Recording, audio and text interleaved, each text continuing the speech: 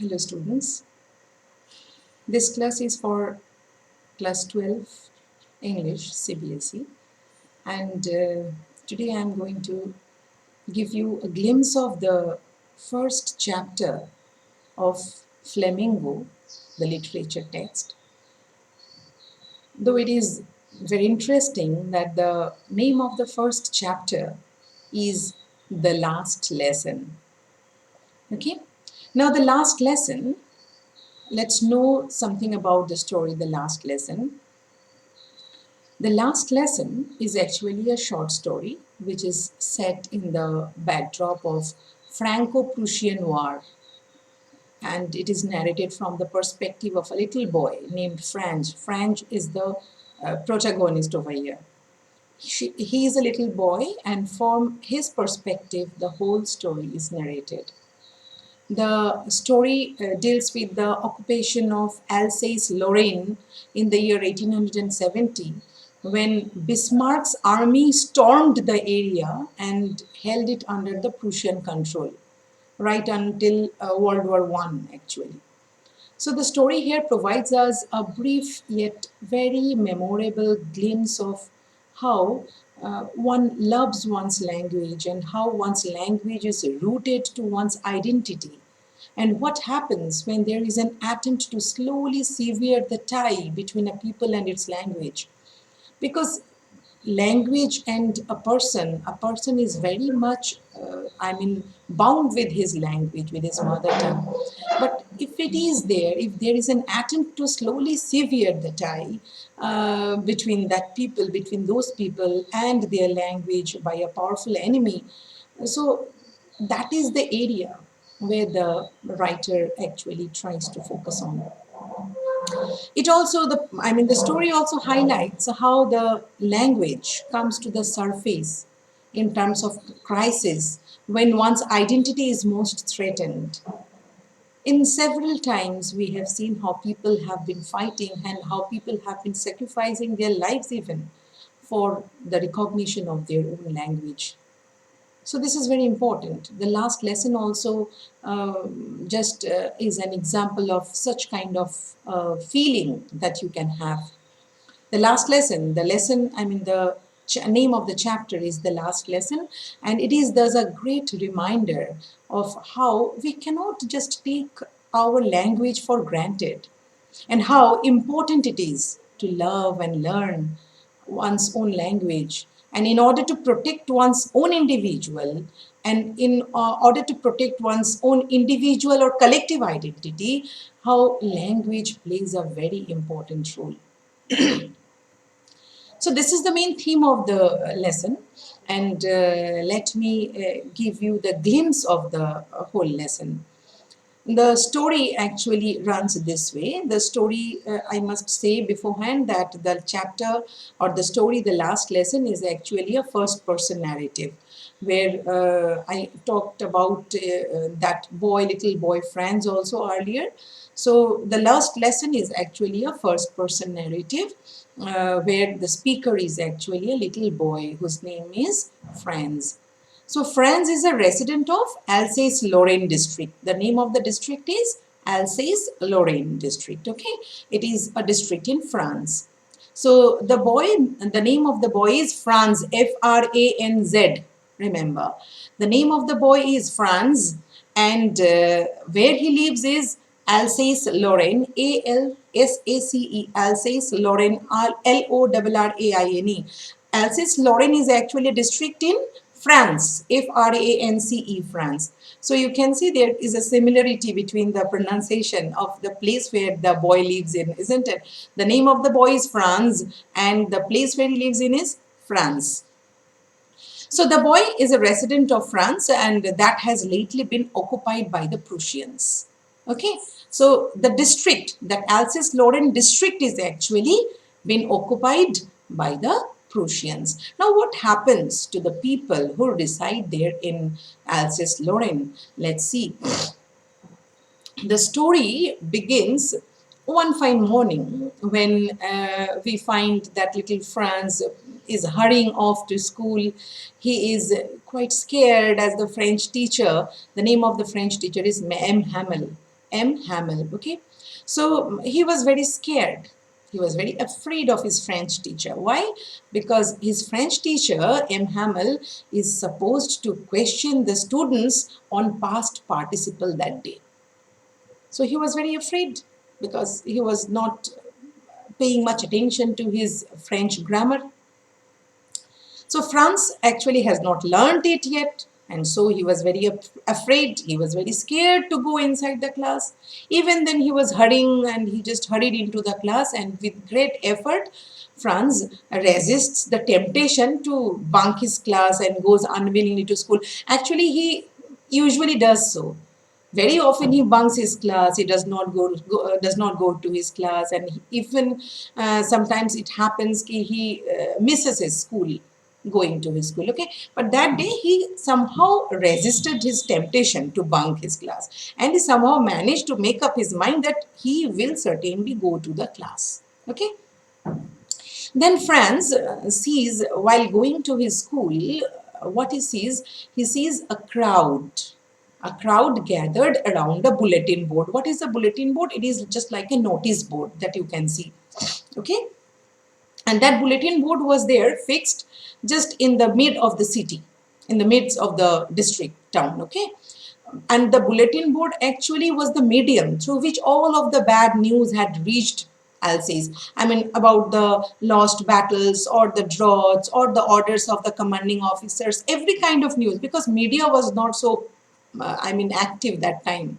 Media was not there perhaps at that time, as we see several news from TVs and different social medias and all. So that time people used to have or gathered the news from those bulletin boards only.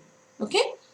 Then, while coming to the school, Franz saw that in front of the bulletin board, several people were gathered. They were gathered out there to perhaps have the glimpses of several news items on battles and all.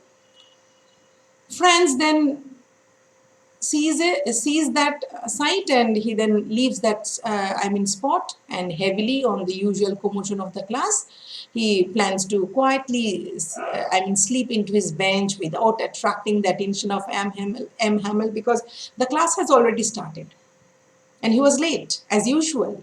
So he tried to just go and sleep into his bench without making any sound, so that Mr. Hamel or Mr. Hamel, M. Hamel, should not see him coming late.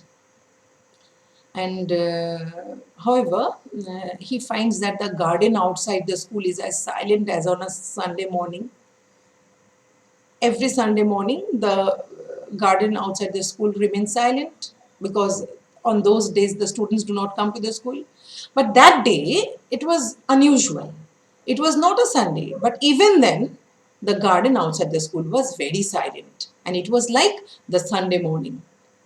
So he just peers through the window and sees his classmates in their respective seats just from outside the window. He is trying to look into the room, and what he sees that the classmates of the boy Franz, they are just sitting in their respective seats.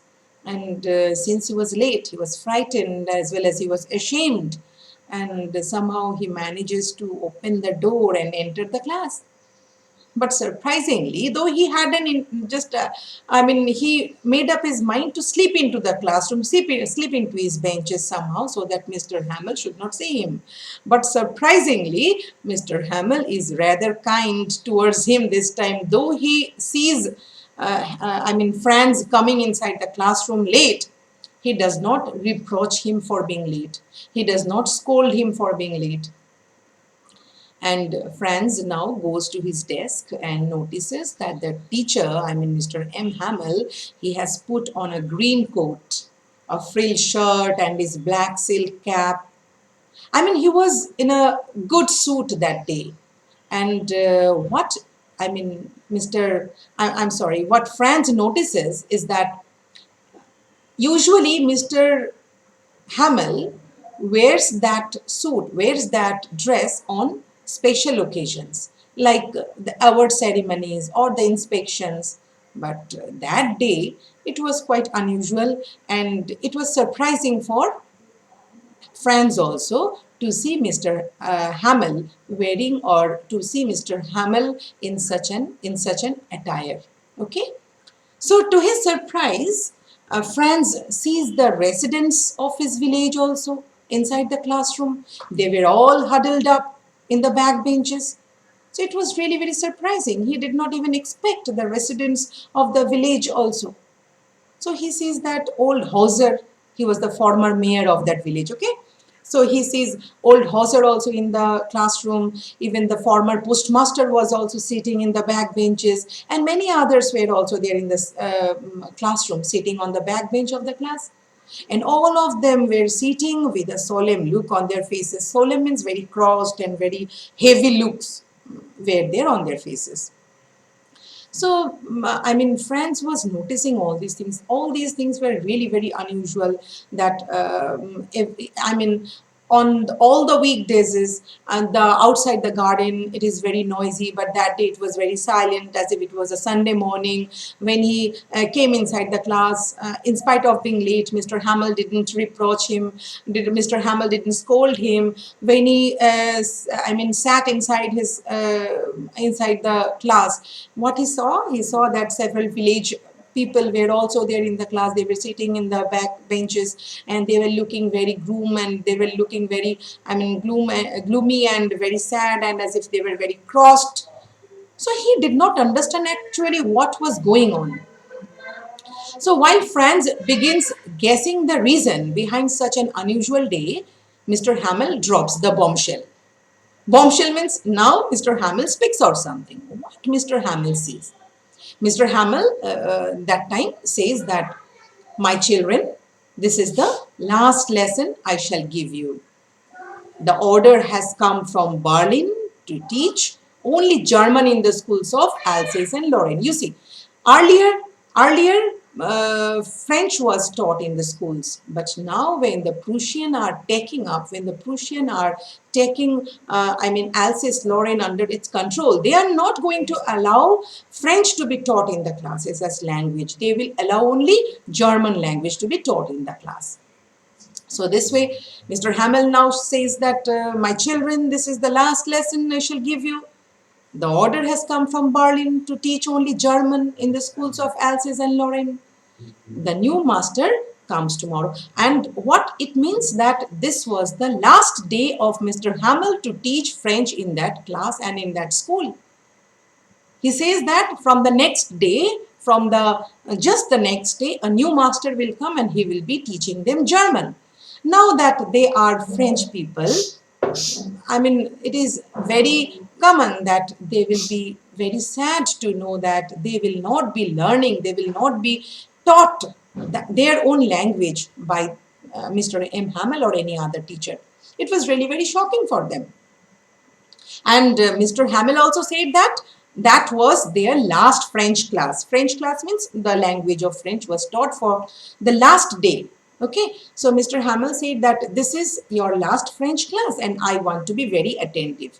Perhaps this was a very emotional moment for all the people in the district of Alsace-Lorraine. So it was really when Franz even learned that, when Franz even heard that, it was really a very terrible shock to Franz. He finally dawns on him, as if it finally dawns on him what the bulletin on the town hall meant. Because while coming to the school, he saw that people gathered round that bulletin board. Now he understood actually what for what people actually gathered out there in the town hall. He realized now what is going to happen from the next moment. He now is feeling the importance of learning French lesson also. Now he regrets at not having taken his French lessons seriously. Rather, he chose, without listening to the French lesson seriously, he rather chose to pick at the bird's nest and go sliding on the Sar desert. Very often, he just bunked his classes. Many times, he missed his schools. So now he is missing all those days. He is realizing that he has done a very big mistake, and that for the next time he is not going to learn, he is not going to get any scope of even learning his own mother language. This is really very shocking. And since this is to be his last lesson and he does not even know how to write. Isn't it shocking that that day it would be his last lesson of French. And he even does not learn, he even have not learned how to write French. Now he feels very sad for M. Hamel also, because M. Hamel is a man who had given his 40 years of service to the place, and Mr. M. Hamel was being told to leave it forever now. Isn't it shocking for a person who had served that institution, who had given 40 years of service to that place, and that for some reason he has to leave that place forever? It's really very shocking and it's really very heartbreaking. And he understands, and therefore he regrets. He also realizes why other people of the village, why all the other village folks also are regretting at not having taken their language seriously either. He has perhaps understood now how these village folks who are sitting inside the class, they are also looking very gloomy and very serious and very crossed. Now, the recitation of lessons begin.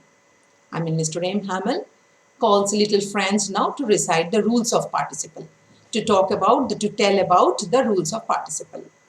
Now, to his great embarrassment, Franz starts fumbling because he has not learnt it, and Franz is completely lost. But this time also, to his utter surprise, the teacher does not scold Franz, but the teacher rather reveals the sad truth. What sad truth the teacher reveals?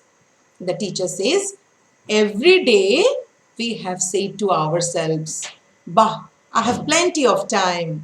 I will learn it tomorrow. We too do it. We too always say that we have enough time. We shall start the work from tomorrow. But the tomorrow never comes. The same thing happened to all the village folks of Alsace-Lorraine. And the teacher now says that every day we say to ourselves that we have plenty of time and I will learn it tomorrow. And now you see where we have come out.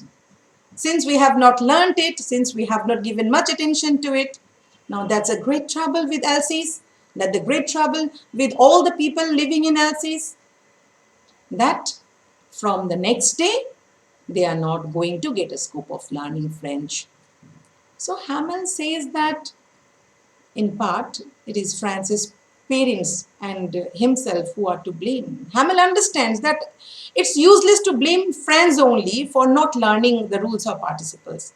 He says that everyone is responsible behind that. He even blames his own self and the parents of Franz also for not making Franz realize the importance of learning his own language.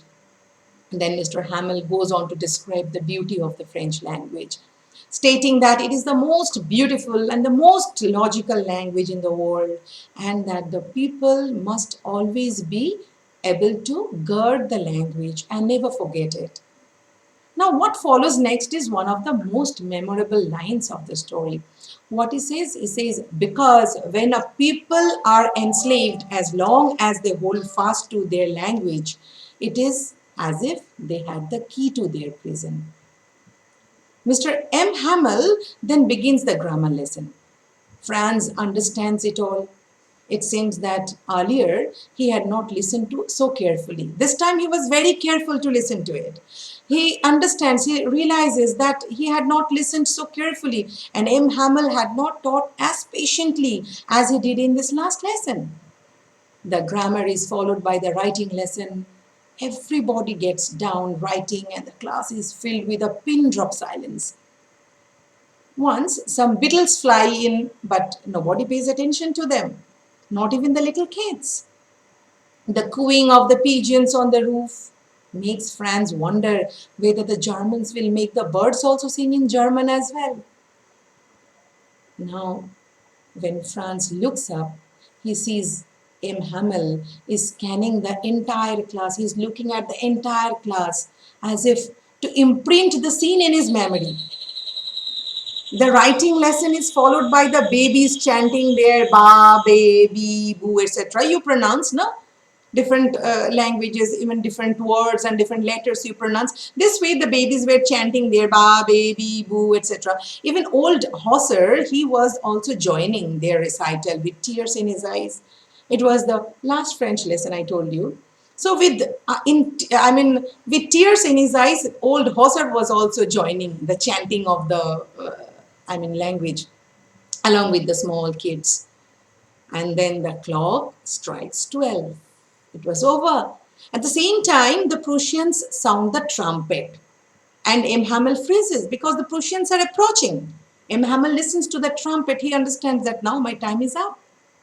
He tries to say something but is overwhelmed with emotion, as if he was overwhelmed with emotion and he felt like crying. He says, my friends, he was just repeating the letter I because he was as if something was choking him from inside. He could not go on. He could not keep up. He could not speak out. He says, he stops and then starts scribbling on the blackboard with large letter because he could not speak out. He started scribbling. He started writing something on the blackboard with large letters. What did he write? He wrote, Vive la France. Vive la France. That means long live France. And long live French. Okay? That is the language of France. So you can see actually the story is relating. What I want to say is that this lesson or the chapter is a story which is as relatable today as it was when it was written. With the imposition of language in different areas by various regimes, it should be amply clear that the need to learn and respect one's own language is of great importance. One should not be as naive as the residents of Alsace as presented in the last lesson. And one should not commit the same mistake in the 21st century also, which they did in the 19th century. So this is the story about, and I hope you will understand it when you read out the story. I hope you will understand it, and if you find any difficulty in understanding it, please comment it. Okay, bye.